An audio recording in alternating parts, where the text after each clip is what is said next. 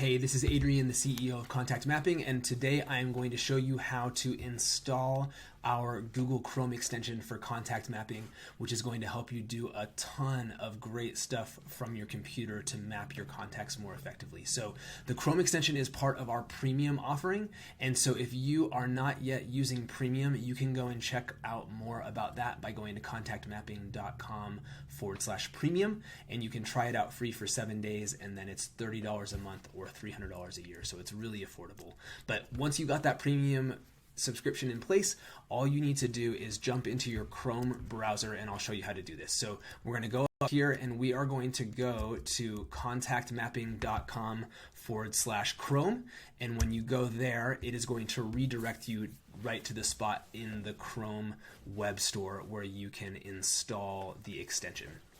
So it'll load up here, and once it does, what you'll do is click on this button over here that says Add to Chrome. And so I'll click on Add to Chrome, and it will pop up a little dialog confirming that I want to do that. And I'm so going to come over here and click on Add Extension. And as soon as I do that, what will happen is it's going to pop up here in a moment, and it's going to let me know that that extension has been installed. So it says Contact Mapping extension has been added to Chrome. And then as soon as that goes away, you're going to notice that the icon disappeared. So to get this icon out here in my browser bar, all I need to do is click on right here, this little puzzle piece, and I can scroll down to where I find the Contact Mapping extension, and I'm going to click on that little push pin right here, and now that's going to pin that to my browser bar. So I'm actually going to drag this over here so that it's close to the front for me, and so now I've got that. So now I'm going to try to click this here in the web store, and you'll notice that nothing happens when I do it. So there's two places that for whatever reason it does not allow you to launch extensions. One is in the Chrome web store itself, and the other is on a blank tab. So if I open up a completely blank tab and I try to click it here, again, it won't work.